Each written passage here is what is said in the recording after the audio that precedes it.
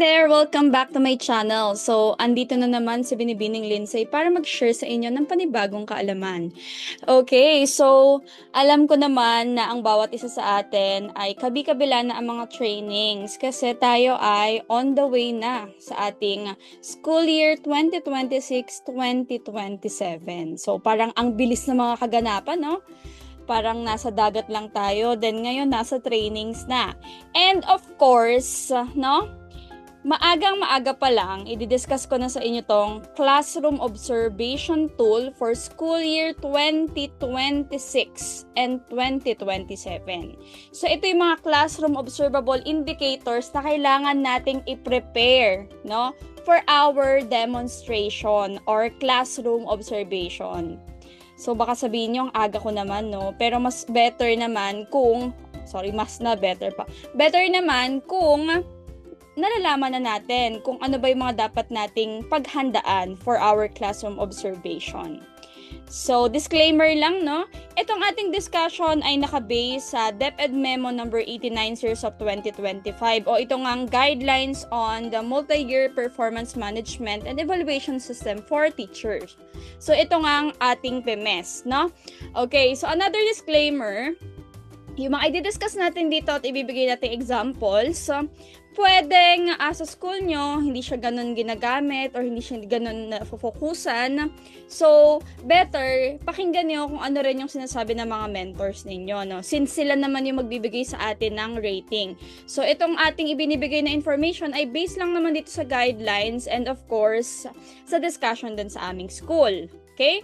So, better kung mag-seek kayo ng help talaga sa inyong mga mentors. Ito naman ay idea lang and information based dito sa guidelines na to. Itong ating mga isi-share. Okay, so ready na ba ang lahat? Okay, so ito po ay for teachers 1 to teachers 3. Okay?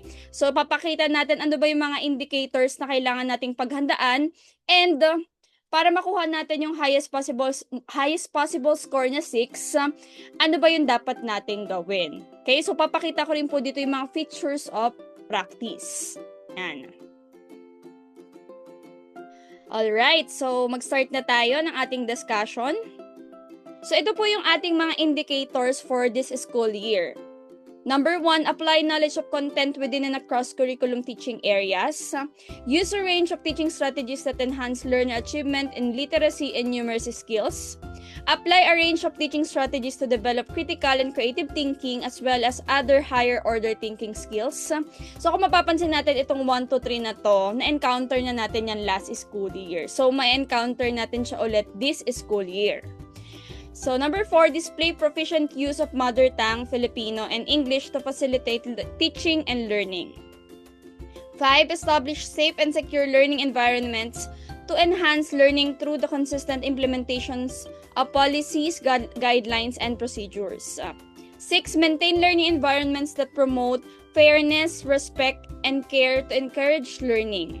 7, establish a learner-centered culture by using teaching strategies that respond to learners' linguistic, cultural, socioeconomics, and religious backgrounds.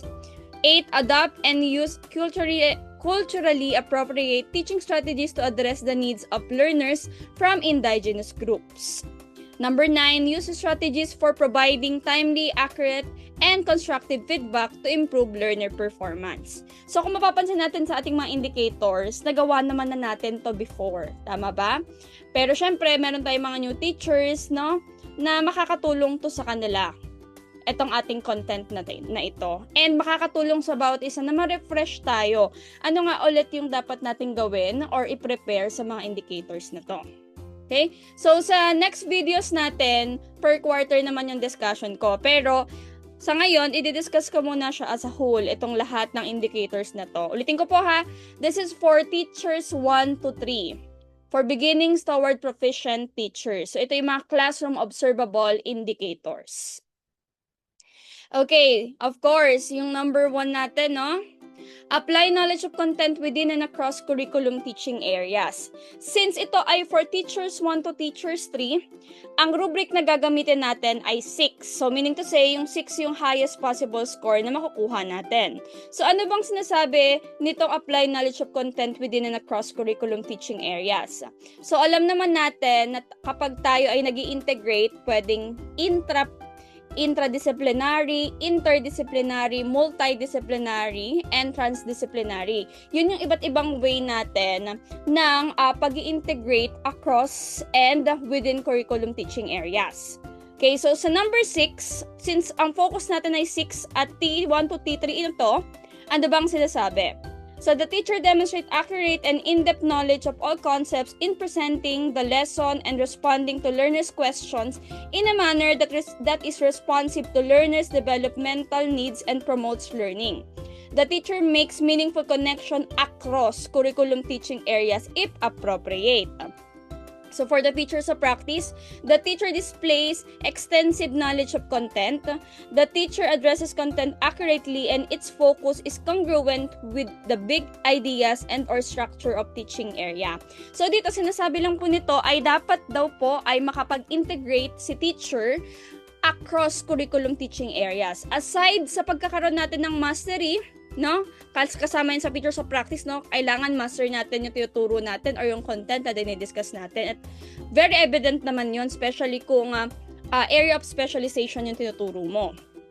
And pangalawa, kailangan natin mag-integrate across. Ibig sabihin, let's say ikaw ay Filipino teacher, kung kaya mo mag-integrate from araling panlipunan, mag-i-integrate ka, no? Pero hindi po pilit na integration, no? So, dapat maipakita mo siya dun sa mga activities na pinoprovide mo sa mga learners. Hindi yung masabi mo lang, pinasayaw mo sila, so may PE dito. Hindi po ganon. So, dapat malinaw yon sa content na ipapakita mo. Let's say, for example, pananaliksik yung focus mo.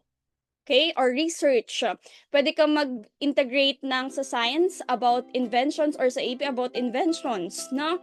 So, paano nagkakaroon ng integration yung research and inventions? We all know na yung research or yung mga inventions ay product ng research. 'Di ba? So nagkakaroon po ng connection, hindi pwede yung pinilit lang natin. Another thing, ito naman ay nakita kong pinagtatalunan din sa Facebook, no. Meron kasi mga schools na pinapalagay nila yung MELCs or yung objectives mismo nung subject na inintegrate nila doon sa lesson nila yon. Sa amin, ganun din yung ginagawa namin. Naglalagay kami ng MELCs galing dun sa subject kung saan namin inintegrate yung lesson namin. As a proof lang na nakapag-integrate talaga kami. Very evident talaga. At para wala na rin masyadong sabihin yung mga mentors, no? Na talagang evident, bukod dun sa discussion mo, meron ka pang proof na MELCs na nakapag-integrate ka talaga. Pero disclaimer ulit ha, hindi ko sinasabing lahat ng schools or lahat kayo sundin na merong ganon. So may mga schools lang na ganon. Kaya nga sabi ko po kanina sa disclaimer ko, kung ano po yung hinihingi ng mentors natin, yun yung sundin natin. Okay? So, that's it for apply knowledge of content within and across curriculum teaching area. So, kapag po teachers 1 to 3, ang hinihingi lang po dito across. So, kailangan lang makapag-integrate ka sa other subjects, no? Or ma-integrate mo yung other subjects sa iyong content na tinuturo. Okay? Yan. So, sana po nakatulong yan sa inyo. Next, ito po yung mga clarifications, yung meaning ng mga words na binanggit natin kanina, pwede po nating tingnan dito. Okay, so pangalawa, use a range of teaching strategies that enhance learner achievement in literacy and numeracy skills. Ayan, so alam naman natin to, no? Actually po, kapag po itong 1 to 3 na to, sa isang activity pa lang, kayang-kaya na yan makita eh. Opo, kayang-kaya na po yan makita, no? Parang hitting 3 birds and 1 stone ang dating kapag sa isang activity pa lang na ipakita mo na tong tatlong to. Kasi syempre, pag nag-integrate ka ng other subjects, nagiging malalim na rin siya. Depende lang kung ang approach mo sa literacy ba or sa numeracy, 'di ba? Natutuhog na natin agad. Pero ano bang sinasabi ng ating features of practice dito? The teacher consistently applies relevant strategies that enhance learners' literacy and or numeracy skills. The teacher provides activities to enhance learners' literacy and or numeracy skills in all aspects of the lessons. So dito, pinapakita dito paano tayo nakakapag integrate din ng literacy and numeracy skills natin. Let's say for example, ikaw ay TLE or AP teacher. Tapos yung topic mo about budgeting. Let's say for example, ikaw ay AP or TLE teacher, tapos may focus na budgeting. So paano mo magagamit yung numeracy skills doon? So halimbawa, magpakita ka ng 20 pesos or 100 pesos. So paano ba nila yung iba-budget? Nagkakaroon ka na agad ng activities for numeracy skills doon kasi nag-iisip yung mga bata. Pero dito, hindi lang to yung plus plus minus minus, ha? Kasi meron tayong tinatawag na critical numeracy and critical literacy. Hindi porkit pinagbilang mo lang sila may numeracy na agad doon. Dapat nakakapag-analyze talaga yung mga bata. Okay? Ayan. Halimbawa pa sa math naman, kung ikaw ay math, halimbawa inverse, I don't know kung anong topic, basta parang inverse yata yon. Parang ganun. Pwede ka magpabasa ng tula na pa-inverse. 'Di ba? So doon, literacy yon. And another thing, kapag po tayo ay naglalagay ng literacy and numeracy skills activity sa mga bata or nagbibigay tayo nun, kailangan may mga questions din tayo na susuporta dun sa activity natin para mas mapalalim natin yung activity na binibigay natin. Kasi ang focus nito ay use a range of teaching strategies that enhance learner achievement in literacy and numeracy skills. So yun po yung sinasabi po dun. Hindi lang basta tayo ay nakapag plus plus minus minus meron ng numeracy. Ang hinihingi po natin dito is critical numeracy and critical literacy. Okay? Ayan. So, ito po yung sinasabi ko, no? Ito po yung literacy skills, ito yung numeracy skills sa clarification, and meron tayong tatawag na critical literacy and critical numeracy. Okay, next. Apply a range of teaching strategies to develop critical and creative thinking as well as other higher order thinking skills. So ito yung sinasabi ko kanina, 'di ba? Doon pa lang sa una't pangalawang indicators, pag nagawa mo na 'yan, nasasapul mo na rin tong pangatlo nating indicators. So ano ba sinasabi sa features of practice natin? The teacher challenges learners to justify their thinking and successfully engage most learners in discussion using well-directed questions and activities. The teacher challenges learners cognitively to advance high-level thinking and discourse in an interactive exchange of views. The teacher ensures that all voices of learners are heard in the discussion. So, aside, sabi nga dito, dapat lahat, 'di ba? So, maximum participation pasok dyan.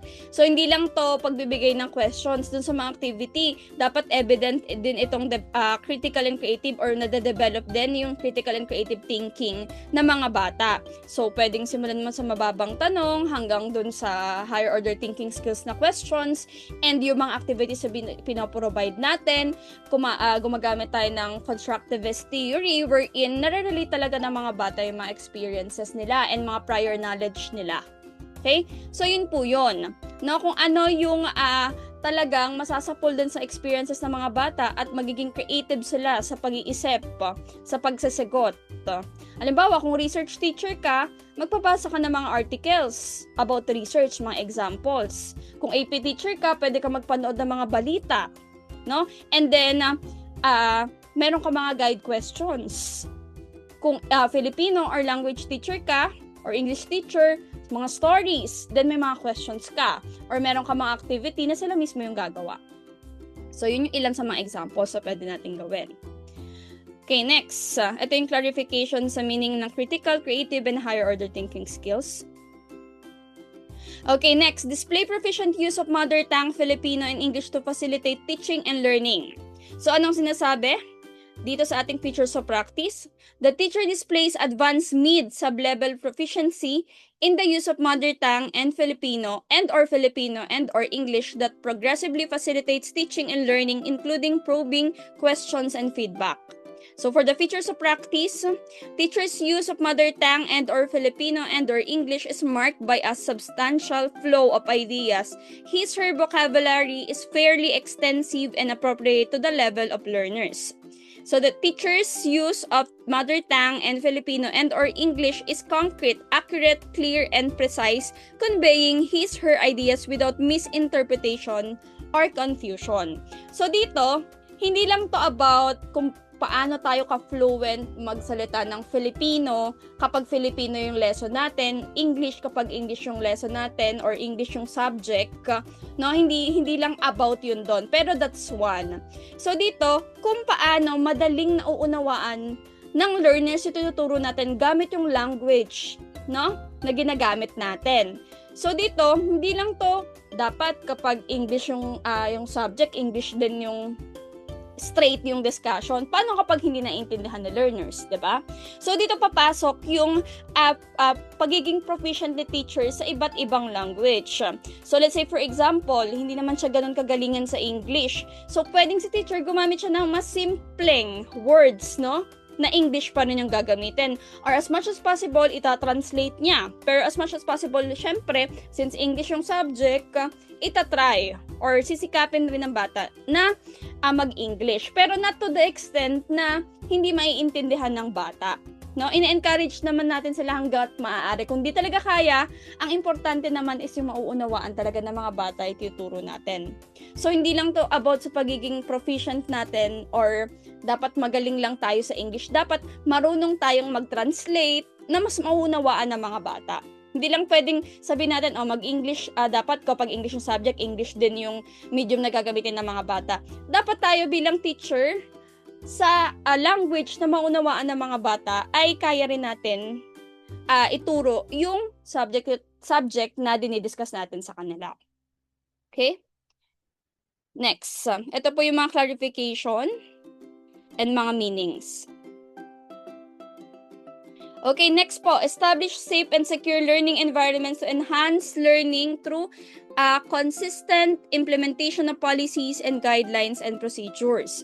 So dito, para daw makakuha tayo ng 6, the teacher generally implements safety policies, guidelines, and procedures to establish a safe and secure learning environment, and all learners follow such rules. The teacher implements safety, guidelines, and practices in almost of the learning tasks. So ito naman, nandito papasok yung pagbibigay natin ng house rules, guidelines, na align pa rin syempre sa policies na meron yung schools natin. So better, dito, hindi naman siya masyadong nakafocus mismo sa content na tinuturo natin, pero malaki na itutulong nito para mas mag-focus at maunawaan ng mga bata yung content na tinuturo natin. Kasi pag may house rules tayo, all throughout ng lesson natin, no, na-engage yung mga bata at nafo-focus sila na dapat makinig sila or na dapat hindi naman yung matatakot sila, no? Nagbibigay lang tayo ng concrete na rules na dapat nilang sundan all throughout the activities. Dito rin papasok yung pagbibigay natin ng clear directions, no? Clear support sa mga bata. Guidelines and procedures, paano nila gagawin. Kasi kapag nagawa natin yan, seamless natin nagawa from start up to the end, magiging maganda yung flow ng ating discussion. And pwede nating masabing magiging maganda rin yung result ng assessment ng mga bata. Kapag tayo ay nakakapagbigay ng malinaw na rules, na procedure sa ating pagtuturo. No? Nagbigay ka ng house rules mo, nagbigay ka ng guidelines and directions sa mga activity binibigay mo. So, intact ka. Nakafocus talaga yung mga bata kasi malinaw yung mga binibigay nating guidelines sa mga bata pag tayo ay nagtuturo. So, pasok dito yung mga house rules, directions, policies, and guidelines na binibigay natin sa mga learners sa loob ng classroom. Next po. So, for the clarifications, yan. So, importante rin kasi to, no, nagbibigay tayo ng rules for the safety rin ng mga bata dun sa mga tasks na binibigay. Okay? Especially, di ba, kapag ka-science teacher ka, so, alimbawa, nag-experiment kayo, no? Better talaga malinaw yung rules mo and policies mo doon pagka ikaw ay nagpapa-experiment. Next, maintain learning environments that promote fairness, respect, and care to encourage learning. So, bilang teacher, paano ba natin to maibibigay or sa ating mga learners, no? Kasi may mga bata na alam natin lahat, no, observant yung mga learners. So, bilang teacher, ano yung mga dapat natin gawin para ma-promote itong fairness, respect, and care and care to encourage learning. So sabi dito, the teacher-learner interactions are consistently fair, respectful, and caring, and learners feel accepted and encouraged to learn. Hindi yung kapag nagkamali lang ng sagot, sasabihan mo agad, ano ba yan? Kanina ko pa yan inano, hindi mo pa rin naiintindihan, ang hina-hina talaga ng utak mo. So, asan doon yung respect? 'Di ba?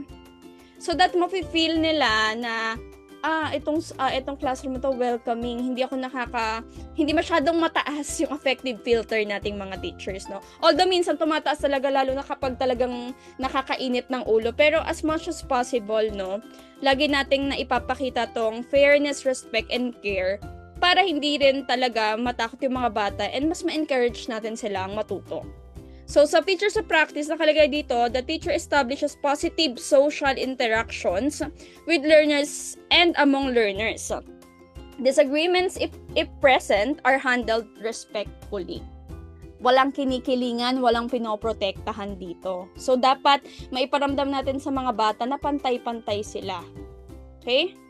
Yan. So, papasok din yan yung pagbibigay natin ng house rules na dapat sundin ng bawat isa. Okay? Yan po. Ito yung clarifications or mga meanings din.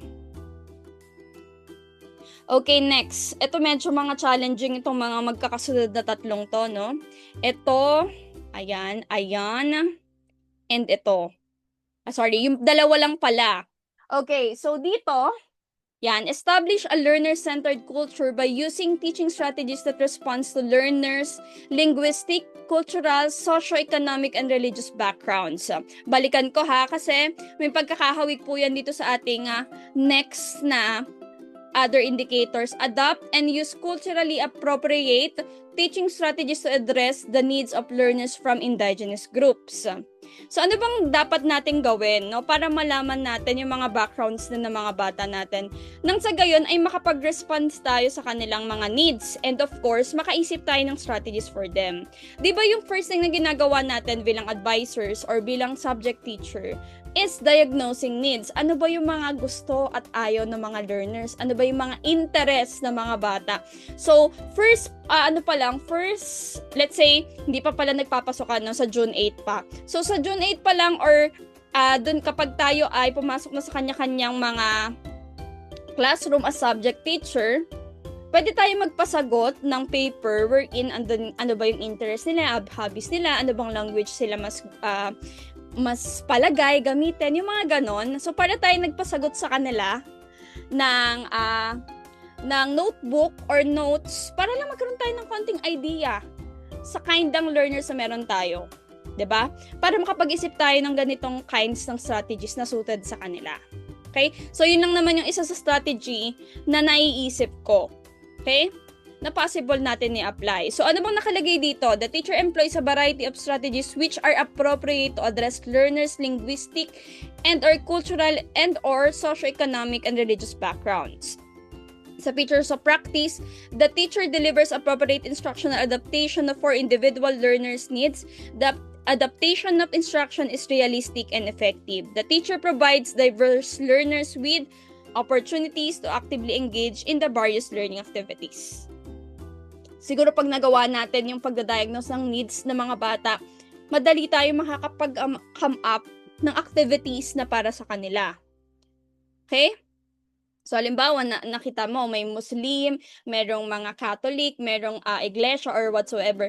Anong pwede nating gawin? Anong pwedeng activities ang pwede nating gawin na mafe-feel ng bata na part sila ng community? So, by that, pwede tayong gumamit ng mga strategies. Halimbawa, yung mga contextualization, indigenization, localization, no? Ano yung malapit sa bata? Pwede natin gamitin dun sa mga activities na yun. Let's say, for example, ikaw ay isang research teacher, no? Pwedeng yung mga activities mo related dun sa background na meron yung mga learners. Ano ba yung mga halimbawa, say for example, mag-survey yung lesson mo about survey or collecting data. So, pwedeng, ano ba yung mga sikat na pagkain na magko-collect sila ng data or mag-i-interview sila, ano ba mga sikat na pagkain dun sa province na meron yung mga bata. Kumbaga, parang ipapa-feel natin sa mga learners na included sila, no? Inclusive education talaga yung focus. So, dito, yung appropriate strategies na pwede natin gamitin is yung pagka-contextualize nga and paglo-localize ng mga activities para sa kanila. Kung taga-antipolo sila, kung ito yung language na ginagamit nila, ano mga pwedeng activities na ating pwedeng gawin na mas malapit sa kanila or lalapit sa kanila. Okay? So, yun po yung dito sa indicator na ito. Gayon din po dito sa indicator na to na adapt, use culturally appropriate teaching strategies to address the needs of learners for indigenous groups. Ma'am, paano kapag wala naman kaming na-determine or wala kaming na-diagnose na part ng indigenous group? No? Anong pwedeng gawin? So, meron kasi tayong mga mentor din, syempre, na nag-o-observe sa atin. So, ito ang focus na titingnan, itong features of practice and itong rubric, no? Nakalagay dito, the teacher employs a variety of strategies which are culturally appropriate in addressing the learning needs of learners from indigenous group. The teacher provides a culture-based instruction to meet the needs of learners. The adaptation of instruction is realistic and effective. Sabi ko sa inyo, halos same lang siya nung naunang indicators, no? Pero dito, kung wala ka namang ma-determine talaga na IP, no? For sure yan, isasuggest ng mentor mo, mag-annotate ka. Paano nga kapag meron kang ganitong kinds ng learner? So, pwede mong i-annotate. So, nasa usapan nyo naman yan kasi meron naman tayong pre-con, diba? So, pwede mo siyang i-inform sa mentor mo, paano po kapag wala akong indigenous learner or wala akong learners na part ng indigenous group, no? Pero, kung wala kang IP, pasok pa rin naman tong mga to, no? Kung may mga learners ka na iba-iba yung backgrounds, no? Yung language na ginagamit, yung culture. Yan. So, kailangan nating i-diagnose yung ating mga learners. So, pag-uusap po yan ng inyong mentor kung paano niya maipapaliwanag or kung paano nyo maipapaliwanag sa kanya na wala kayong mga learners na part ng indigenous group. Ano yung pwede nyong gawin, no? Bilang mga teacher. So, for the clarifications, ayan. So, last, ito na po yung last. Use strategies for providing timely, accurate, and constructive feedback to improve learner performance. So, for our rubrics and features of practice, the teacher consistently provides feedback that results in opportunities for all learners to improve learning and leads to assess their own progress. So, dito, syempre, kapag nagtatanong ka, tapos sumagot yung bata, paano tayo nagpi-feedback? Pag nagpa-activity ka, paano ka nagpi-feedback? Written man yan or oral, paano ka nagpi-feedback? So, dapat nakakapagbigay tayo ng timely and accurate and constructive feedback sa mga bata. Pansinin nyo, pag yung mga bata, sa mga sulatin pa lang pag nag-feedback ka dyan, tuwang-tuwa. Kapag hindi, ay binasa kaya to ni ma'am. Pero hindi naman lahat ng bata ganun, no? At di naman lahat ng teachers, kahit hindi naman sila nag-feedback dun sa ano nila. Kasi yung score pa lang feedback na yun no? Better lang na mas may ilagay pa tayo kung ano pa yung i-improve nila. 'Di ba? Kung yan ay written. And kung oral naman, nakakapag-provide tayo ng rubric din na makakatulong para makapagbigay tayo ng accurate and constructive feedback sa mga bata. So, sa features of practice, nakalagay dito, the teacher provides substantive, specific, and timely feedback and shares strategies to learners to improve their performance toward the intended learning outcome. Siyempre, align pa rin sa learning outcome. Yun nga, kapag nag-provide tayo ng feedback sa kanila, no, better kung meron tayong rubrics na ginagamit, analytic rubrics na ginagamit. Doon pa lang kasi meron na silang mababasang feedback. And better din na mag-self-rate din sila sa sarili nila, magkaroon din sila ng reflection sa sarili nila kung nagawa ba nila yung task. No? Or yung mga activities na yun. Aside from pagbibigay natin ng feedback. So, dahil 6 naman yung focus natin, na hindi ko pa pakialamanan tong 7. Kasi dito sa 7, nakalagay, we let other students din na magbigay ng feedback sa mga classmate nila. Pero kung masasapul mo naman yung 7, why not, 'di ba? Kagaya ko, kapag po ako ay nagbibigay talaga ng feedback, lahat sila nakakapagbigay din by group, no? Hinahayaan ko yung learners ay magbigay din ng feedback dun sa output ng kanilang kamag-aral. So, yun po yung sinasabi sa indicators na ito. Yan. So, for the clarifications, ayan. So, thank you all for listening. So, yun lang po. Sana po ay nakatulong po itong ating content sa inyo, sa inyong pagpe-prepare for our classroom observation na paparating na. Paparating na. Yan, ngayong 2026-2027. Thank you so much. Abang-abang lang kayo sa iba pa nating mga videos. Bye-bye!